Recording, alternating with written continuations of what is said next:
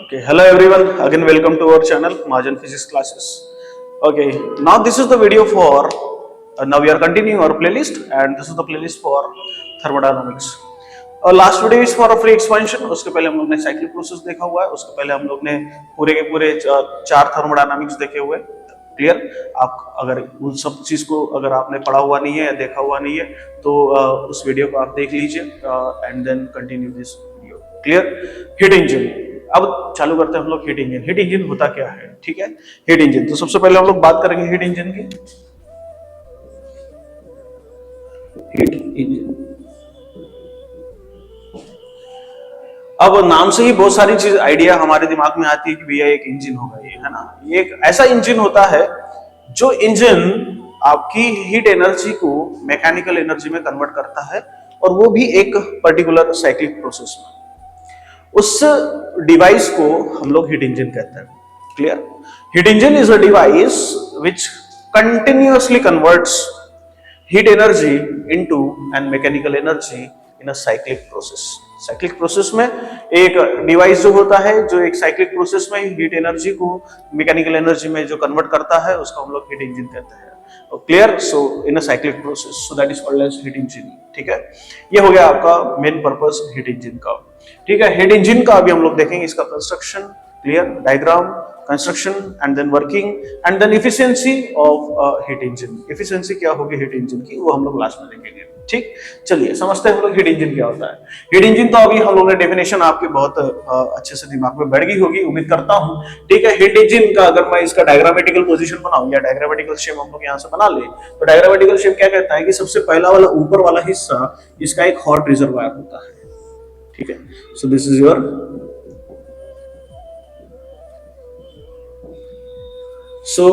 hot reservoir. The meaning of hot reservoir, this is called as source, और इसको हम लोग कहेंगे source. क्लियर. और इसका टेम्परेचर होगा at temperature T. So this is hot reservoir.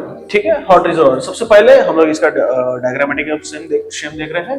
तो ऊपर वाला जो हिस्सा इसका होता है that is hot reservoir. Hot reservoir एक ऐसा रिजर्वायर जिसका टेम्परेचर बहुत हाई होता है, which have infinite thermal capacity, which have very high temperature. तो इसका मतलब ये होता है कि ये एक ऐसा सिस्टम है जो बहुत हाई टेम्परेचर पे मेंटेन होता है. इसका मतलब ये है कि अगर मैं यहां से कोई हीट को निकाल भी लूं या कोई हीट एक्स्ट्रा ऐड भी कर दूं, ठीक है, अगर हम लोग यहाँ कोई कोल्ड टेम्परेचर वाली अगर हीट हम लोग यहाँ ऐड कर देंगे तो इसका मतलब ये हो जाएगा कि इसमें जो हॉट रिजर्वायर है इसका टेम्परेचर में कोई डिफरेंस नहीं होगा. ठीक है, this is the exact concept of hot reservoir. Hot reservoir is a reservoir which have a very high temperature, which is high, maintained at a very high temperature so that any amount of heat can be add or withdrawn.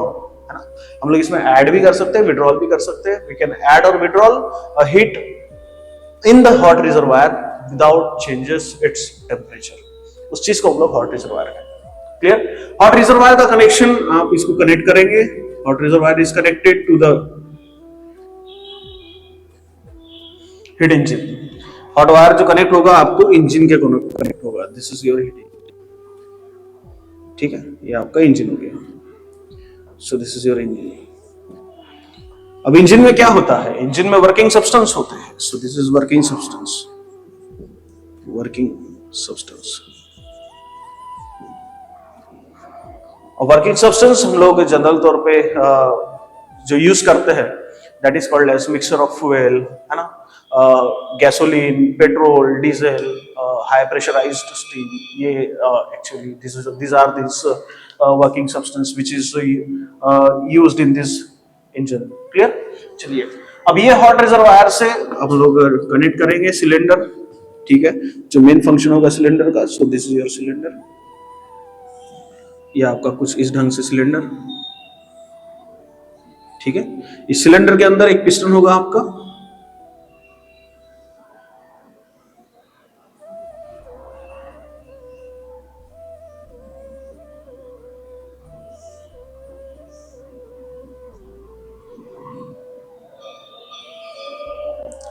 Clear. So this is your piston. ठीक है, ये आपका cylinder हो गया.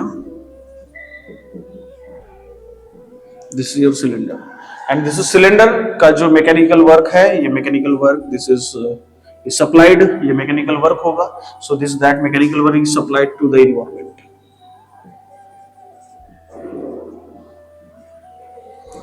So this mechanical work is supplied to the environment, ठीक है, supplied.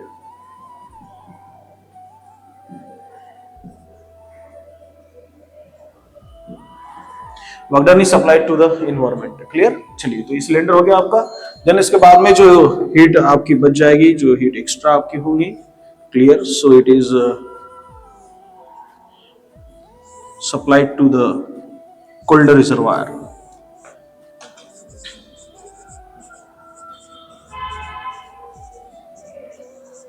Cold reservoir और इसको हम लोग सिंक कहते हैं, सिंक at T2. ठीक है. So this is a sink at T2. This is cold reservoir, or it is also called as sink, or it is the temperature is maintained at this sink or cold reservoir is T2. ठीक है. तो जो amount of heat जो working substance होगा, so working substance for performing this heat energy, that is heat energy into mechanical energy. अब ये heat engine का ही हमारा मेन प्रोसेस यही होता है कि मेन प्रोसेस क्या करता है कि एक ऐसा डिवाइस है जो आपकी हीट एनर्जी को मैकेनिकल एनर्जी में कन्वर्ट करता है इन साइक्लिक प्रोसेस. उस चीज को हम लोग हीट इंजन कहते हैं. ठीक है. अब देखिए, ये आपका डायग्रामेटिकल पोजीशन हो गया. इसके सिलेंडर के अंदर और दो सिलेंडर्स होंगे. एक होगा आपका एक्सटर्नल कंबशन इंजन और एक होगा इंटरनल कंबशन इंजन. ठीक है. चलिए, तो हीट इंजन, तो ये आपका यहाँ वर्किंग सब्सटेंस है. तो जनरल तौर पे हम लोग वर्किंग सब्सटेंस कौन से यूज करते हैं. वर्किंग सब्सटेंस आपका मिक्सचर ऑफ फ्यूल होता है. आपका गैसोलीन हो सकता है, पेट्रोल हो सकता है, डीजल हो सकता है, हाई प्रेशराइज्ड स्टीम हो सकती है, स्टीम्स हो सकती है आपकी. ठीक है. So these are this working substance which is used in the engine for operating this device. Clear. अब होगा क्या कि भैया ये हॉट रिजर्वायर है, ये आपका वर्किंग सब्सटेंस है. ठीक है. And this is your cold reservoir and this is your cylinder. ठीक है. क्लियर. और ये सिलेंडर से ये आपको वर्किंग सब्सटेंस यहाँ से हीट एब्जॉर्ब करेगा. That heat is converted into a mechanical work और यहाँ पे इधर शिफ्ट करेगा. सिलेंडर की वजह से यहाँ पिस्टन है, पिस्टन की वजह से मोशन होगा और यही मोशन आप work done is supplied to the environment. Environment में आप यहाँ कुछ भी कनेक्ट कर सकते हैं और जो कनेक्ट आप करेंगे तो वो जो हीट एनर्जी है it is converted into mechanical energy. तो इस ढंग से आपकी कोई भी मशीन आपकी काम करेगी. क्लियर. चलिए, ये आपका कंस्ट्रक्शन हो गया. एक बार फिर से अब देख लीजिए कि मैंने यहाँ कोल्ड रिजर्वायर नहीं बताया. Cold reservoir is a heat reservoir which is at a very low temperature so that any amount of heat can be added to it without changes in its temperature. So that is nothing but your cold reservoir. Working substance में हम लोग it is ideal gas for ideal heat engine. But ये आपका कोई ideal gas हम लोग यहाँ use नहीं करेंगे. तो वर्किंग सब्सटेंस में आपके पेट्रोल होंगे, डीजल्स होंगे. ठीक है. Mixture of fuel, gasolines and other that is high pressurised steam we can use in this working substance. For this ideal heat engine we can use the working substance as ideal gas. ठीक है. Ideal gas we can use for the ideal heat engine. ठीक. चलिए, तो ये हो गया आपका that is cold reservoir और working substance and this is cold reservoir. And then cylinder एक ऐसा सिस्टम है जिसमें हम लोग हीट एनर्जी को मैकेनिकल एनर्जी में कन्वर्ट करेंगे और वही मैकेनिकल एनर्जी आपकी सप्लाई की जाएगी इन्वायरमेंट को. ठीक है. चलिए, अब इसका वर्किंग देख लेते हैं हम लोग. वर्किंग क्या होगा. वर्किंग ये होगा कि when this working substance absorb the definite heat from the hot reservoir and the quantity of heat which is absorbed by the working substance is nothing but your Q1. So where Q1 is the amount of heat, so this is the amount of heat absorbed by working substance. The amount of heat which is absorbed by the working substance. So when this any working substance absorb the definite amount of heat from the hot reservoir, that is Q1, and converted into that heat energy is converted into a mechanical energy. और जो remaining amount of heat बच जाएगी, so it is supplied to the sink, yeah, otherwise cold reservoir. So where Q2 is amount of heat rejected to sink. Clear. So this is amount of heat which is rejected to the sink, so that is called as Q2. ठीक है. जो working substance यहाँ से Q1 absorb करेगा उस Q1 absorb में से the amount of heat which is absorb from this hot reservoir that is Q1, तो उसमें से कुछ हिस्सा वो वर्क डन परफॉर्म कराने के लिए लगाएगा, और बचा वाला हिस्सा जो होगा उसको हम लोग Q2 कहेंगे, and that Q2 is which is supplied to the this is cold reservoir and is maintained at temperature T2. So that's why this Q2 is amount of heat which is rejected to the sink. Clear?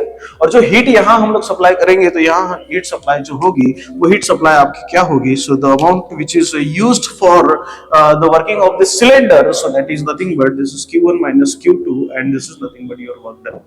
ये आपकी क्या हो जाएगी? Work done. यही work done आपकी perform करेगी, क्योंकि यहाँ आपने Q2 रिजेक्ट किया हुआ, यहाँ से आपने Q1 एब्जॉर्ब किया है, तो बचने वाली एनर्जी किसमें ही जाएगी? ये जाएगी सिलेंडर में, और जो बचेगी वाली एनर्जी होगी, अगर हम उसको डेल क्यू कहेंगे, तो अगर हम लोग यहाँ से डेल क्यू इसका डेल क्यू का इक्वेशन लेंगे, so that is del Q is equal to your work done. So it means that this amount of heat which इज ये जो आपकी अमाउंट ऑफ हीट है, it is converted into a mechanical work in a cyclic process, so that is called as heat engine. Clear? ये आपकी heat engine हो जाएगा. Clear? So this is simple working for the heat engine. अगर हम लोग बात करें यहाँ की efficiency of the heat engine, है ना, efficiency of heat engine. So what is efficiency of heat engine? And it is denoted by eta. Efficiency हम लोग eta से डिनोट करेंगे, efficiency of heat engine. Clear? तो efficiency of heat engine क्या होती है? efficiency वो चीज होती है कि यहाँ कितना अमाउंट ऑफ वर्क डन हुआ. So the net amount of work done by the engine in one cycle, एक साइकिल में कितना अमाउंट ऑफ वर्क डन हुआ, और divided by to this amount of heat which is absorbed by this engine.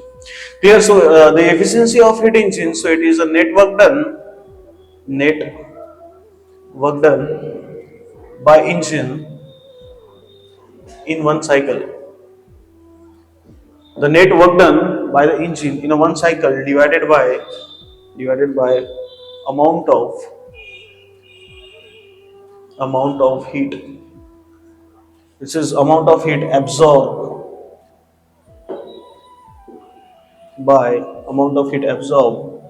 by working substance. Clear?